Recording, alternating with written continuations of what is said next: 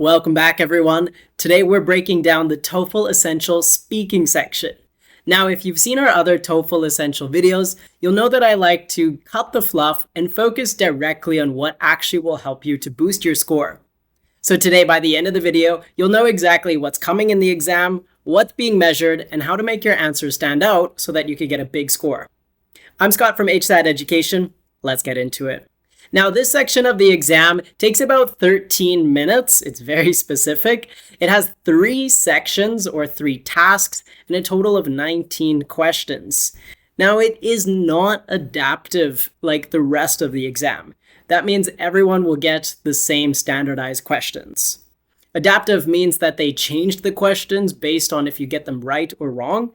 This happens in all of the other sections, but not in the speaking section. The speaking section is fully online, just like the entire exam. You'll be speaking to a computer, and the only question that you'll actually see a human is a pre-recorded video. So if you feel nervous speaking in front of an examiner, well then this exam might be the best one for you. It's similar to the CELPIP format in that it does have pre-recorded videos, time responses, and automatic scoring, but don't worry, I'll explain all of the system as we go through. Section 1 and Section 2, you have questions and replies, but Section 3 is where you actually have to answer using your own opinion or your own experience. So in comparison to the TOEFL Essentials, I do find that this format is easier because the first 2 sections are just fundamental skills like listening and speaking, whereas only the last section has you to answer questions with your opinion. If you're not familiar with it, the other TOEFL IBT test is double the price and double the time. So it's 3 hours and it's much more expensive. This one is half price and it's half as much time. It's 1.5 hours, but it focuses more on the real world English skills, and it's accepted by thousands of universities, thousands of institutions worldwide. So it's becoming one of the more popular exams. Now, the first section you'll see is called Read Aloud. In this section, you are essentially part of a conversation, but you don't need to create your own ideas for the conversation. You'll read a part that gets popped up on the screen. There are 6 questions, and they're anywhere from 1 to 3 seconds. So very, very short reading part, and the conversations will be based on campus or daily life questions. So a little bit more general. It's not so academic. Now, if this part seems just too easy, keep in mind that the TOEFL Essentials examiner, they're not marking to see your correctness. They're marking to see that you are speaking like a human. Pacing, pronunciation, and intonation will be important here. If you have a tendency to drop the S at the end of a plural, skip articles, or pace incorrectly, like for example, if you are stuttering on a word, then this will affect your score. Take a look at the example here. If you are going to read it naturally, you're going to put a specific stress on some words and you're going to read it quite calmly. For example, the second half, you might say, yesterday we actually found a place that's close to campus and it has new kitchen appliances and a new bathroom. So I put a little bit of an emphasis on the word actually and new because those are things that a native speaker would probably highlight, just like I highlighted the word probably. So actually found a place, we usually read it like that. Now, for example, if you said it has a new kitchen appliances and you added the article, you would lose marks. Or if you said it has a place that close to campus, you would lose a mark there. So reading it exactly how you see it is important. All right, task number 2 is called Listen and Repeat. This is analyzing your ability to, listen and speak. So it's comprehensive for your English skills. You will have questions that are between 8, 10, or 12 seconds. They get a little bit more longer and they get a little bit more complex as they go through. 12 seconds being the hardest that you have to listen and repeat. You have to be as accurate as possible. So we're listening, we're not reading. From what I've seen on the example tests and the ones that our students have taken, it is often a map like directions. It can be a form to fill out, or another type of instructions. So they will usually sound like, first you have to do this, or in the box down below, or take a left. Don't underestimate this task. Accuracy is key. All right, let's take a look at some examples, 8, 10, and 12 seconds. This is the starting point for the bee. This is the starting point for the bee. Okay, the next one I'll let you do. We can see here that the bee has multiple options to explore. Did you get it?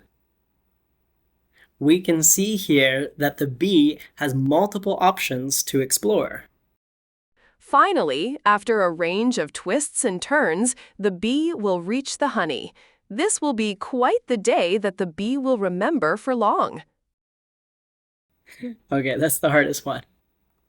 Finally, after a range of twists and turns, the bee will reach the honey.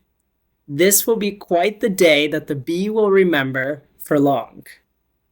Okay, after you've worked up a sweat trying to remember 12 seconds of English and repeat it exactly as it is, we get into the real hard part. Task number 3, which is the virtual interview. You will see a pre-recorded interviewer asking 5 questions. The first question is only 30 seconds long. The next 4 questions are 45 seconds long. So it's not very much difference, but 45 seconds, plan for that. The first questions are more factual, like your personal experience, but the other questions are more based on your personal opinion. And the biggest tip I have for everyone is that the examiner doesn't care your real opinion. They just want to see that you can form an opinion. So even if you don't like this subject or you don't have a lot to say about it, make sure that you say something. You could pretend you're a different person and have a different opinion. That's okay. I say this because filling in the time naturally is a hard part. For example, on the practice exam, one of the first questions is, do you have a mobile phone?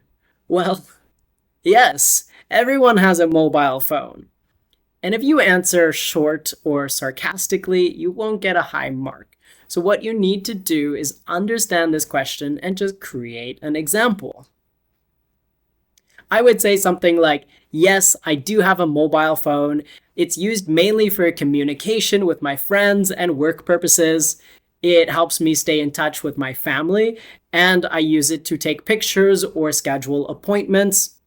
In my opinion, phones are essential in today's world, especially for an adult. So that would be about 45 seconds. It fills in all the ideas logically, and that's what the examiner will be looking for. It's actually quite similar to the IELTS speaking part in that you're speaking alone to a pre-recorded video.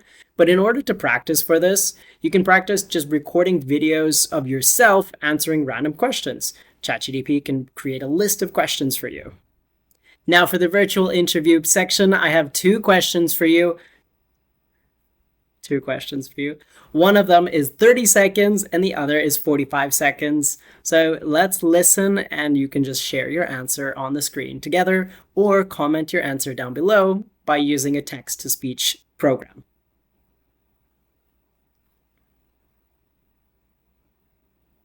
Thank you for participating.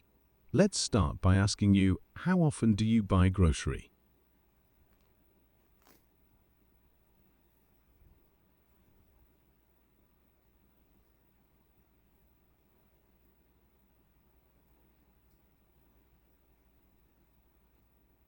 Good work. That was 30 seconds. Now let's try the 45-second question here. Got it? Now, what factors most influence your decision when choosing food at the grocery store?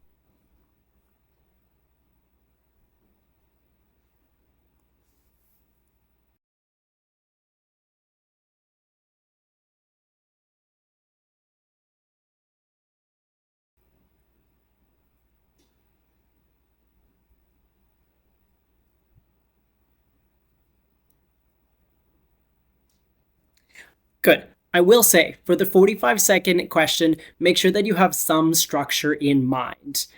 You don't need to have an essay structure like first, second, third, but we do want to have an opening opinion and then some supporting reasons why.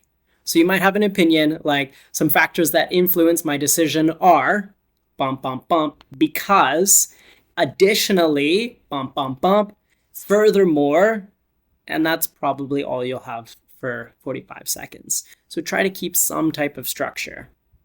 Right, so that's the TOEFL Essentials Speaking section.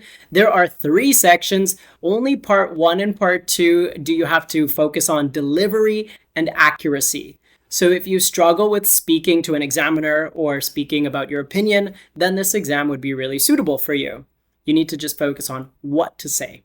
Whereas part 3, you do need to have opinions about a subject. They don't have to be your opinions, just an opinion. Remember that our full TOEFL Essentials guide is in the description down below, so do be sure to check that out. We've put a lot of hard work into making sure that you can get a high score for the exam. I'm Scott from HSAT Education. I look forward to seeing you in the next video. Bye for now.